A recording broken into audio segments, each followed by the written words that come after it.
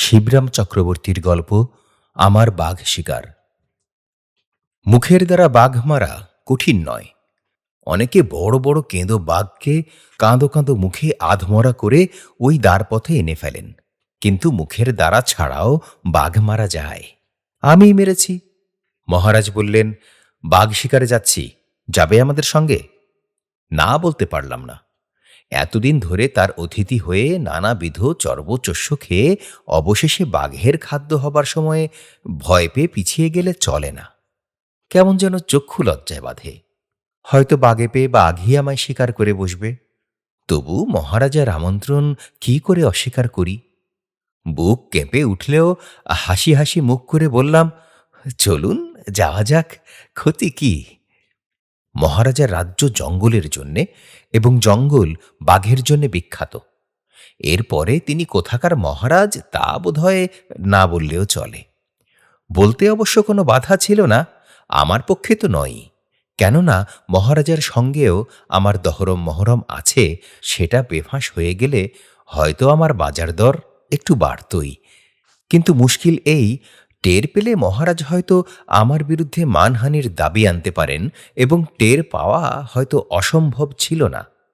মহারাজ কুমারেরা যে আমার লেখা পড়েন না, এমন কথা হলপ করে বলা কঠিন।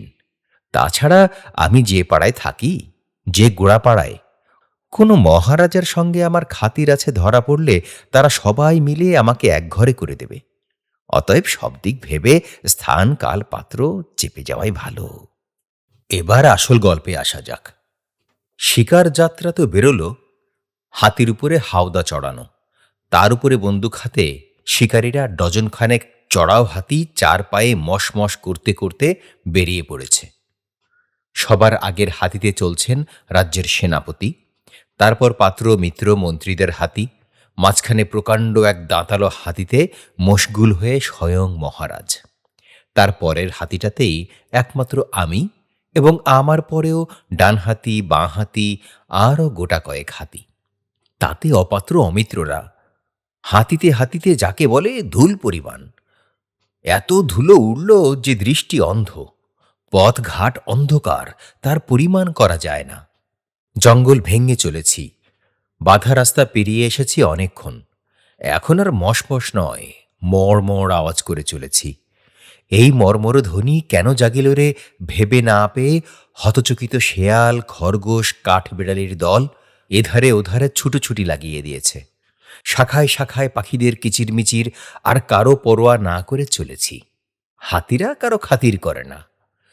চলেছি তো কতক্ষণ ধরে, কিন্তু বাঘের ধড় দূরে থাক, একটা ল্যাজও চোখে পড়ে না। হঠাৎ জঙ্গলের ভিতর কিসের শোরগোল শোনা গেল। কোত্থেকে একদল বুনো জঙ্গলি লাফাতে লাফাতে বেরিয়ে এলো। তারা বনের মধ্যে ঢুকে কি করছিল কে জানে। মহারাজ হয়তো বাঘের বিরুদ্ধে তাদের গুপ্তচর লাগিয়ে থাকবেন। তারা বাঘের খবর নিয়ে এসেছে মনে হতেই আমার গায়ে ঘাম দেখা দিল।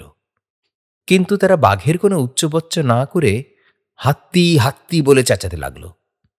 হাত্তি তো কি, হাতি যে তা তো দেখতেই পাচ্ছ। হাতি কি কখনো দেখনি নাকি? ও নিয়ে অমন হইচই করবার কি আছে? হাতির কানের কাছে ওরকম চেঁচামেচি আর চোখের সামনে ওরকম লম্ফঝম্প আমার ভালো লাগে না। হাতিরা বন্য ব্যবহারে চটে গিয়ে খেপে যায় যদি। হাতি বলে কি মানুষ নয়? হাতিরও তো মান মর্যাদা আত্মসম্মান বোধ থাকতে পারে। মহারাজকে কথাটা আমি বললাম। তিনি জানালেন যে আমাদের হাতির বিষয়ে উল্লেখ করেছেন। একপাল বুনো হাতি এদিকেই তাড়া করে আসছে, সেই কথাই ওরা তার স্বরে জানাচ্ছে, এবং কথাটা খুব ভয়ের কথা। তারা এসে পড়লে আর রক্ষে থাকবে না। হাতি এবং হাওদা সমেত সবাইকে আমাদের দলে পিষে মারিয়ে একেবারে ময়দা বানিয়ে দেবে। তৎক্ষণাৎ হাতিদের মুখ ঘুরিয়ে নেওয়া হলো।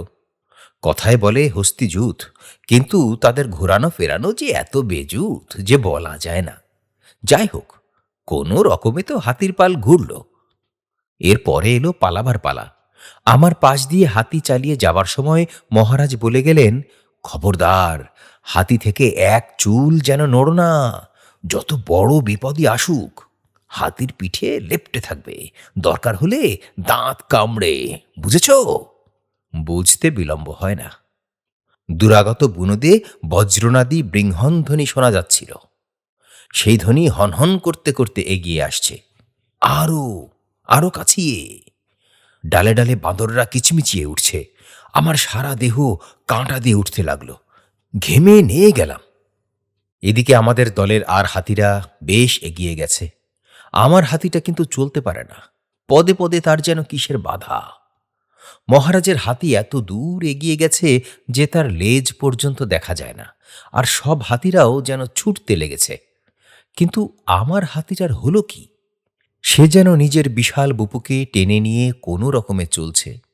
আমাদের দলের অগ্রণী হাতিরা অদৃশ্য হয়ে গেল, আর এধারে বুনো হাতির পাল পেল্লায় ডাক ছাড়তে ছাড়তে এগিয়ে আসছে। ক্রমশই তার আওয়াজ জোরালো হতে থাকে। আমার মাহুতটাও হয়েছে বাচ্চা, কিন্তু বাচ্চা হলেও সেই তখন আমাদের একমাত্র ভরসা। জিজ্ঞাসা করলাম, কে, তোমার হাতি চলছে না কেন? জোরসে চালাও, দেখছ কি? জোরে আর কি চালাবো হুজুর, 3 পায়ে হাতি, আর কত জোরে চলবে বলুন? বলে দীর্ঘ নিঃশ্বাস ফেলে সে বললে, 3 পা? 3 পা কেন?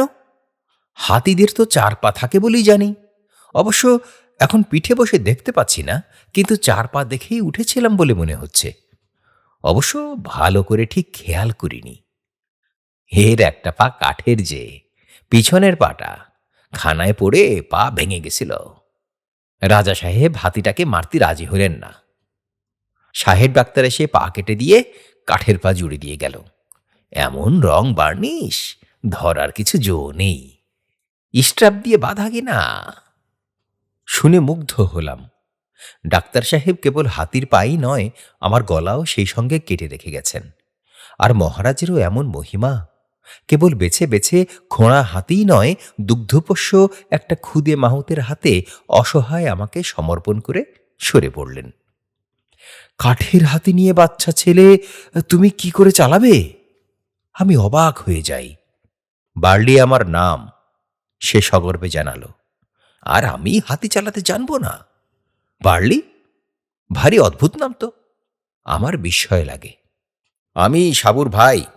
সাবু আমেরিকায় গেছে ছবি তুলতে। তোমার বার্লিনে যাওয়া উচিত ছিল। না বলে আমি পারলাম না। গেলে ভালো করতে। শোনা মাত্রই নিজের ভুল শোধরাতেই কিনা কে জানে, তৎক্ষণাৎ সে হাতির ঘাড় থেকে নেমে পড়ল।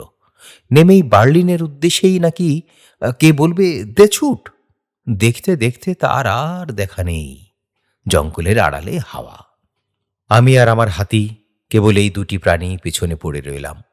আর পেছন থেকে তেড়ে আসছে পাগলা হাতির পাল, তেপায়া হাতির পিঠে নিরুপায় এক হস্তি মুখ। কিন্তু ভাববার সময় ছিল না। কয়েক সেকেন্ডের মধ্যেই বাজ পড়ার মতো আওয়াজ করে 4 ধার থেকে আমাদের ছেয়ে ফেলল। গাছপালার মড়মড়ানির সঙ্গে চোখ ধাঁধানো ধুলোর ঝড়। তার ঝাপটায় আমাদের দম আটকে গেল একেবারে। মহারাজের উপদেশ মতো আমি এক চুল নড়িনি। হাতির পিঠে লেপ্টে সেঁটে রইলাম। হাতির পাল যেমন প্রলয় নাচন নাচতে নাচতে এসেছিল, তেমনি হাঁক ডাক ছাড়তে ছাড়তে নিজের ধান্দায় চলে গেল। তারা উধাও হলে আমি হাতির পিঠ থেকে নামলাম না বলে খসে পড়লাম বলাই ঠিক। হাতে পায়ে যা খিল ধরেছিল, নিচে নেমে একটু হাত পা খেলিয়ে নিচ্ছি। ওমা, আমার কয়েক গজ দূরে কি এক দৃশ্য! লম্বা চওড়া বেটে খাঁটো গোটা 5 বাঘ একেবারে কাত হয়ে শুয়ে। কর্তা গিন্নি কাচ্চা বাচ্চা সমেত পুরো একটি ব্যাঘ্র পরিবার হাতির তাড়নায়, হয়তোবা তাদের পদচারণায় কে জানে হত চৈতন্য হয়ে পড়ে আছে। কাছাকাছি কোনো এক জলাশয় থাকলে কাপড় ভিজিয়ে এনে ওদের মুখে জলের ছিটে ঝাপটা দিতে পারলে হয়তোবা জ্ঞান ফেরানো যায়। কিন্তু এই বিভুঁইয়ে কোথায় জলের আজ্ঞা আমার জানা নেই। তাছাড়া বাঘের চৈতন্যয় সম্পাদন করা আমার অবশ্য কর্তব্যের অন্তর্গত কিনা সে বিষয়ে আমার একটু সংশয় ছিল। আমি করলাম কি, প্রবীণ বনস্পতিদের ঘাড় বেয়ে যেসব ঝুড়ি নেমেছিল তারই গোটা কতক টেনে ছিঁড়ে এনে বাঘগুলোকে একে একে সব পিছমোড়া করে বাঁধলাম। হাত মুখ বেঁধে ছেনে সবাইকে পুটুলি বানিয়ে ফেলা হলো। তখনও বেটারা অজ্ঞান। হাতিটা এতক্ষণ নিষ্পৃহভাবে আমার কার্যকলাপ লক্ষ্য করছিল। এবার উৎসাহ পেয়ে এগিয়ে এসে সে তার লম্বা সুঁড় দিয়ে এক একটাকে তুলে ধরে নিজের পিঠের উপর চালান দিতে লাগলো। সবাই উঠে গেলে পর সব শেষে ওটার ল্যাজ ধরে আমিও উঠলাম। তখনও বাঘগুলো অচেতন। এই অবস্থাতেই হাওদার সঙ্গে শক্ত করে আর এক প্রস্থ ওদের বেঁধে ফেলা হলো। পাঁচটা আস্ত বাঘ, একটাও মরা নয়, সবই জলজ্যান্ত। নাকে হাত দিয়ে দেখলাম নিঃশ্বাস পড়ছে বেশ। এতগুলো জ্যান্ত বাঘ এক আধারে দেখলে কার না আনন্দ হয়। একদিনের এক চোটে একসঙ্গে এতগুলো শিকার করা, নিজের ল্যাজে বেঁধে নিয়ে ফেরা, এ কি কম কথা? গজেন্দ্র গমনে তারপর তো আমরা রাজধানীতে ফিরলাম। বাচ্চা মাহুত বার্লি ব্যগ্র হয়ে আমাদের প্রতীক্ষা করছিল। এখন অতগুলো বাঘ আর বাঘান্তক আমাকে দেখে বারংবার সে নিজের চোখ মুছতে লাগল। এরকম দৃশ্য সচক্ষে দেখেও সে যেন বিশ্বাস করতে পারছিল না। খবর পেয়ে মহারাজা ছুটে এলেন। বাঘদের হাওদা থেকে নামানো হলো। ততক্ষণে তাদের জ্ঞান ফিরেছে, কিন্তু হাত পা বাঁধা, বন্দি নেহাত। নইলে পারলে পরে ওরাও বার্লির মতো একবার চোখ কচলে ভালো করে দেখবার চেষ্টা করত। এতগুলো বাঘকে আমি একা স্বহস্তে শিকার করেছি, এটা বিশ্বাস করা বাঘদের পক্ষেও যেমন কঠিন, মহারাজের পক্ষেও তেমনি কঠোর। কিন্তু চক্ষুকর্ণের বিবাদ ভঞ্জন করে দেখলে অবিশ্বাস করার কিছু ছিল না। কেবল বার্লি একবার ঘাড় নাড়াবার চেষ্টা করেছিল। এতগুলো বাঘকে আপনি একলা, হাতিয়ার নেই, কুচ নেই, বৃহৎ তাজ্জব কি বাত! আরে হাতিয়ার নেই তো কি, হাত তো ছিল। বাধা দিয়ে বলতে হলো আমায়। আর তোমার হাতির পাই তো ছিল হে, তাই কি কম হাতিয়ার? বাঘগুলোকে সামনে পাবা মাত্রই বন্দুক নেই, টক নেই, কি করি? হাতির কাঠের পাখানায় খুলে নিলাম। খুলে নিয়ে দুহাতে তাই দিয়েই এলো পাথাড়ি বসাতে লাগলাম। ঘা কতক দিতেই সব ঠান্ডা। হাতির পদাঘাত সে কি কম নাকি? অবশ্য তোমাদের হাতিকেও ধন্যবাদ দিতেই হয়। বলবা মাত্র পেছনের পা দান করতে সে পেছপা হয়নি। আমিও আবার কাজ সেরে তেমনি করেই স্টাপ লাগিয়ে দিয়েছি। ভাগ্যিস তুমি হাতিটার কাঠের পায়ের কথা বলেছিলে আমায়। অম্লান বদনে এত কথা। হাতির দিকে চোখ তুলে তাকাতে আমার লজ্জা করছিল। হাতিরা ভারী সত্যবাদী হয়ে থাকে এবং নিরামিষাশী তো বটেই, তাদের মতো সাধু পুরুষ দেখা যায় না প্রায়। ওর পদচ্যুতি ঘটিয়ে বিপদ থেকে উদ্ধার পেয়েছি, এই মিথ্যা কথায় কেবল বিরক্তি নয়, ও যেন রীতিমতো অপমান বোধ করছিল। এমন বিষ নজরে তাকাচ্ছিল আমার দিকে যে কি বলবো। বলা বাহুল্য, তারপর আমিও আর ওর ত্রিসীমানায় যাইনি। হাতিরা সহজে ভোলে না।